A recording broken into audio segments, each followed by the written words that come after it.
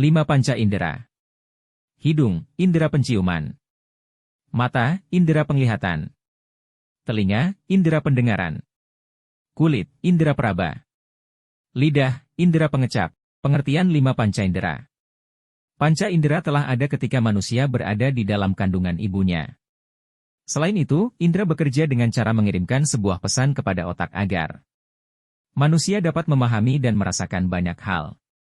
Selain itu, indera biasanya juga disebut dengan salah satu alat sensor yang biasa digunakan oleh seseorang. Ketika seseorang mengalami kehilangan salah satu panca indera maka akan sangat mempengaruhi perubahan aktivitas yang biasa dilakukan. Untuk itu indera yang dimiliki haruslah dijaga dengan baik, misalnya memperbanyak makan wortel agar membantu penglihatan. Apa saja yang termasuk panca indera yang ada di tubuh manusia? Berikut penjelasannya.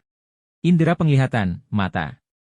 Indera penglihatan manusia berupa mata dan indera penglihatan dapat berfungsi karena adanya kerjasama mata dan akan ditafsirkan dengan otak manusia ketika adanya sebuah cahaya. Jika seseorang tidak memiliki indera penglihatan maka biasanya panca indera manusia yang lainnya akan berfungsi sangat baik. Selain kemampuan tersebut, seorang yang tidak memiliki indera penglihatan juga akan mempunyai kemampuan mengingat yang sangat baik. Hal ini bisa berfungsi baik daripada orang-orang dengan mata normal. Berikut ini adalah bagian dari mata sebagai indera penglihatan. Kornea mata berfungsi meneruskan cahaya yang masuk ke dalam mata. Cahaya tersebut akan masuk dan berakhir pada selaput jala atau retina. Iris merupakan selaput pelangi yang letaknya di belakang kornea mata. Di tengah selaput pelangi terdapat celah yang disebut anak mata atau pupil. Pupil berfungsi untuk mengatur banyaknya cahaya yang masuk ke dalam mata. Iris mengandung pembuluh darah dan pigmen. Jumlah pigmen akan menentukan warna mata. Lanjutan. Ini adalah bagian dari mata sebagai indera penglihatan. Lensa mata berfungsi untuk memfokuskan agar cahaya yang masuk ke dalam mata jatuh tepat pada retina.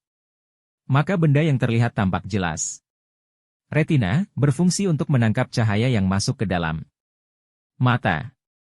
Retina terletak di paling belakang pada mata.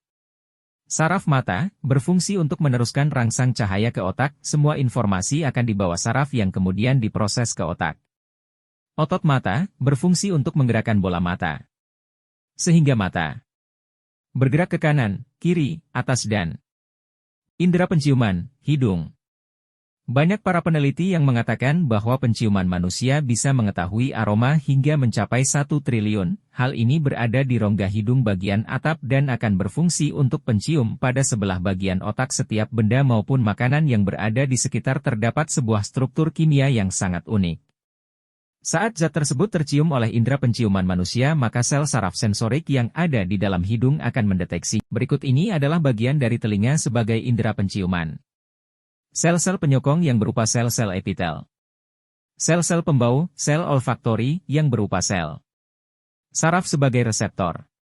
Sel olfaktori sangat peka. Indera pengecap lidah. Pengecap berupa lidah yang berperan untuk mencerna makanan secara mekanik.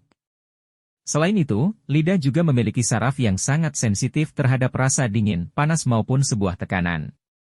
Indera pengecap merupakan sebuah indera yang dimiliki manusia agar seseorang bisa merasakan rasa manis, pahit, asam maupun asin. Berdasarkan bentuk papila untuk indera pengecapan dibedakan menjadi 3 jenis, yakni papila filiformis adalah berbentuk seperti benang. Papila tersebut banyak terdapat pada bagian depan lidah. Papila fungiformis adalah papila yang berbentuk tonjolan, seperti kepala jamur. Untuk letaknya ada di bagian depan lidah dan sisi lidah. Papila sirkumvalata adalah papila yang bentuknya seperti huruf V. Terbalik. Indera pendengaran, telinga. Indera pendengaran manusia adalah telinga. Dan telinga manusia dikatakan merupakan sebuah labirin yang sangat rumit agar seseorang bisa mengenali bunyi. Proses agar seseorang bisa mendengar atau cara kerja indera pendengaran yaitu suara akan masuk ke telinga yang berada di bagian luar, kemudian akan menuju ke sebuah saluran pendengaran eksternal. Lanjutan. Setelah itu, suara tersebut akan menuju ke membrane timpani atau yang sering disebut juga dengan gendang telinga. Gendang telinga ini berupa jaringan tipis dan ia akan bergetar saat Gelombang dari suara yang disampaikan menghantamnya. Getaran tersebut akan sampai di telinga yang berada di bagian tengah dan tulang-tulang kecil di situ juga akan bergetar. Selain berfungsi untuk mendengar suara yang berada di lingkungan sekitar, indera berikut ini adalah bagian dari telinga sebagai indera pendengaran. Daun telinga berfungsi untuk menerima dan mengumpulkan suara yang masuk ke dalam telinga.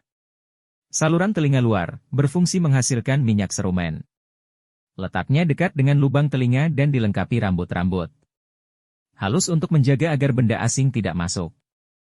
Tulang pendengaran adalah tulang martil, tulang landasan, dan tulang sanggurdi. Ketiganya saling berhubungan melalui sendi dan berfungsi mengalirkan getaran suara dari gendang telinga menuju rongga telinga dalam. Saluran eustachius merupakan saluran yang menghubungkan telinga tengah dengan faring, berfungsi menjaga keseimbangan tekanan udara telinga luar dengan tengah. Jendela pada telinga ada dua macam yaitu jendela tingkap oval dan jendela tingkap bulat, jorong. Abirin tulang terdiri dari 3 bagian yaitu vestibula, koklea, rumah siput, dan 3 saluran setengah lingkaran. Labirin membran adalah rongga yang dilapisi membran. Indera peraba, kulit. Berfungsi agar manusia dapat merasakan tekanan, sentuhan, suhu, rasa sakit maupun getaran. Seluruh kemampuan yang dimiliki oleh indera peraba ini akan diterima oleh reseptor atau sel dan organ yang berfungsi untuk merespon rangsangan eksternal dan akan dikirimkan ke saraf sensorik. Alat indera peraba ini berupa kulit, yang juga berfungsi untuk melindungi bagian dalam seseorang seperti tulang dan otot. Kulit juga dilengkapi dengan macam-macam reseptor yang sangat peka kepada rangsangan apapun yang berguna sebagai alat ekskresi. Selain itu, kulit juga berfungsi sebagai pengatur suhu tubuh seseorang.